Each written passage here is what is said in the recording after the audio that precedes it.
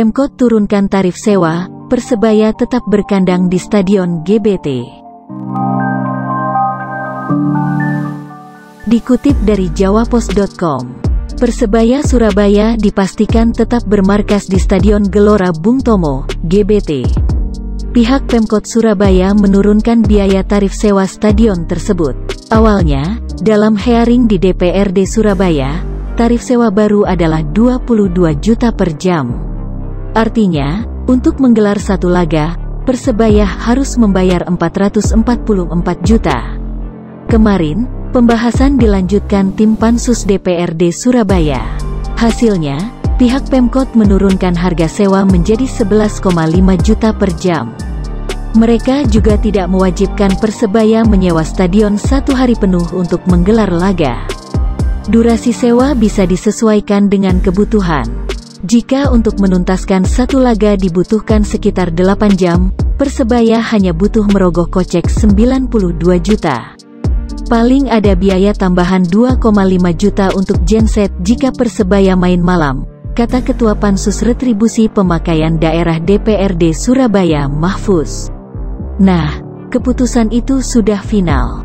Bagi Persebaya, keputusan itu jelas sangat menguntungkan. Sebab, angka sewa tersebut sudah sesuai dengan target awal, yakni di kisaran 100 juta rupiah. Sekretaris Tim Persebaya Ram Surahman pun mengapresiasi keputusan pihak Pansus. Kami sampaikan terima kasih kepada Pansus, Pemkot, dan Pak Eri Cahyadi. Karena apa yang kami sampaikan waktu hearing didengar, jelas Ram. Bagi pihak manajemen, hasil tersebut jadi awal yang bagus antara Persebaya dan Pemkot. Ada suasana komunikatif. Semoga ke depan Persebaya, Pemkot, maupun DPRD Surabaya bisa melakukan kolaborasi yang lebih luas lagi, tambah pria asal Benjeng, Gresik itu. Pelatih Persebaya Aji Santoso juga lega timnya tetap berkandang di Surabaya. Awalnya, dia sempat khawatir. Sebab, jika biaya sewa masih 444 juta, bisa saja Persebaya jadi tim musafir. Padahal, Persebaya ini kan ikon dari kota Surabaya. Sejak kali pertama berdiri, Persebaya ini salah satu kebanggaan. Jadi ya sangat hambar kalau sampai Persebaya nggak main di Surabaya, katanya saat dihubungi Jawapos. Sejatinya, jika harga sewa tidak turun, opsi paling masuk akal adalah berkandang di Stadion Gelora Delta, Sidoarjo. Untungnya, karena harga sewa diturunkan, Persebaya bisa tetap bermarkas di GBT. Bagi Aji, hal itu bukan hanya jadi sebuah keuntungan bagi Persebaya, tapi juga untuk Pemkot Surabaya. Sebab, Stadion GBT tidak jadi menganggur. Kalau kami Persebaya tidak main di GBT, percuma ada stadion megah. Okelah GBT dipakai untuk Piala Dunia U20. Tapi, setelah itu mau dipakai apa? Kalau tidak ada pertandingan ya percuma ada stadion bagus, ungkap pelatih 51 tahun itu.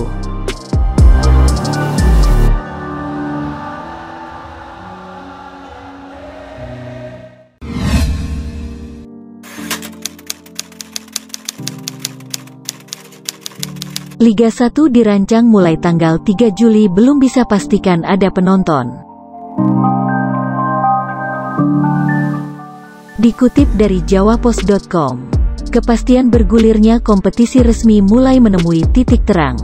Terlebih, ajang pramusim Piala Menpora 2021 yang menjadi pertimbangan pihak keamanan untuk memberikan izin terbilang sukses.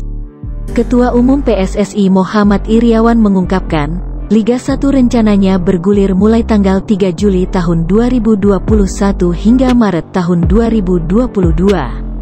Pernyataan tersebut digaungkannya saat pertemuan dengan Menpora Zainuddin Amali di kantor Kemenpora. Pria yang akrab disapa Iwan Bule itu menuturkan bahwa perencanaan untuk menggelar Liga 1 sudah disiapkan. Misalnya item surat menyurat untuk mendapatkan rekomendasi Kemenpora, Satgas COVID-19, hingga kepolisian. Nah, sambil mempersiapkan surat menyurat, pihaknya juga menunggu 3 pertandingan sisa di Piala Menpora, yakni 2 leg final yang mempertemukan Persija Jakarta menghadapi Persib Bandung 22 dan tanggal 25 April, dan satu partai perebutan tempat ketiga antara PSM Makassar melawan PS Sleman Sabtu, tanggal 24 April.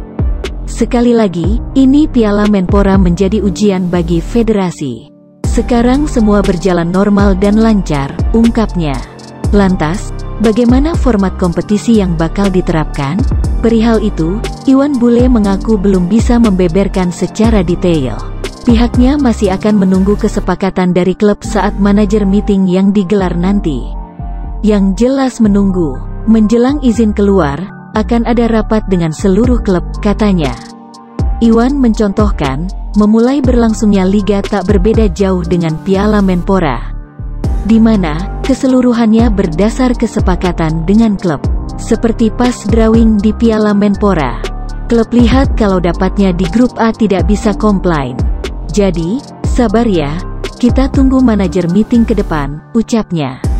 Sementara itu, Zainuddin memberikan apresiasi kepada PSSI dan PT LIB yang sampai sejauh ini lancar menyelenggarakan Piala Menpora. Untuk keberlangsungan liga, sebelumnya Presiden Joko Widodo meminta kepada Menpora untuk mengkaji adanya penonton. Hal itu disampaikan orang nomor satu di negeri ini karena mendapat banyak permintaan dari para pendukung. Nah, Zainuddin belum bisa memastikan permintaan tersebut. Memang sempat saya sampaikan untuk mengkaji dan mendiskusikan dengan federasi. Dalam hal ini PSSI dan PT LIB. Kami sampaikan untuk dikaji dari arahan Presiden, katanya. Zainuddin berharap, dalam laga final nanti, supporter bisa tetap tertib dan disiplin menyaksikan pertandingan dari rumah. Itu agar izin Liga 1 bisa didapatkan. Jangan berkerumun dan nobar. Tolong langsung dicegah oleh pimpinan, ujarnya.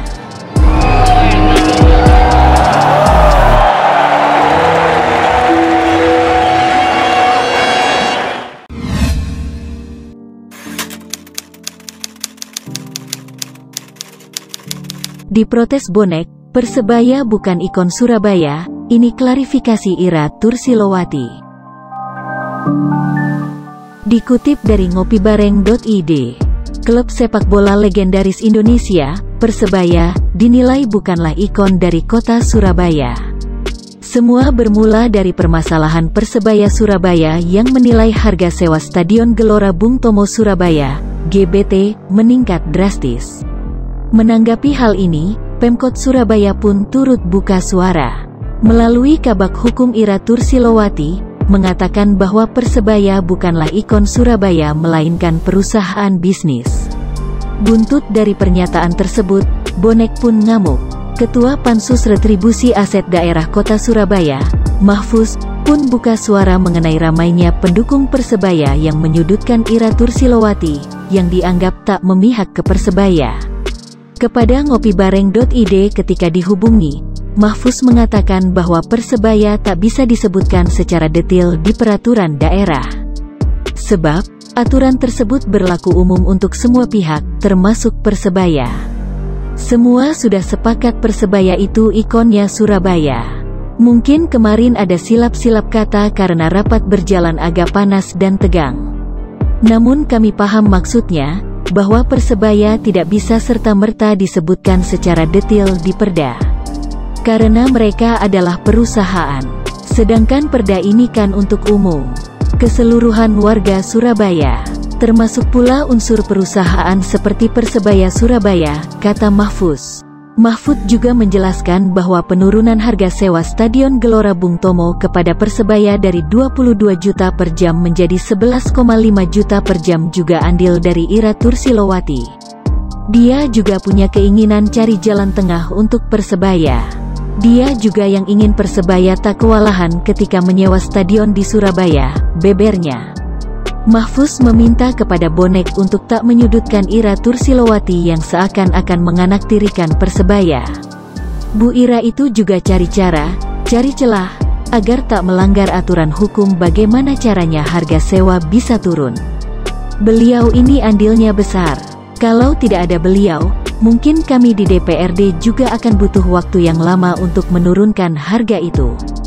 Jadi teman-teman pendukung Persebaya, ayo semua jangan membuat suasana panas. Yuk kita dinginkan kepala bersama-sama, terang dia. Mahfuz pun meminta maaf jika ada kata-kata yang kurang berkenan di hati pendukung Persebaya, yang dilontarkan oleh semua pihak dalam rapat pansus di DPRD Surabaya beberapa saat lalu. Sebagai ketua pansus, saya bertanggung jawab atas jalannya rapat. Jika ada kata-kata yang kurang berkenan, teman-teman bonek bonita mohon dimaafkan. Bismillah kita bergerak bersama untuk Persebaya, katanya. Klarifikasi ini diunggah Mahfuz di laman Instagramnya Mahfuz. Kira tidak pernah mengatakan bahwa Persibaya itu bukan ikon kota Surabaya,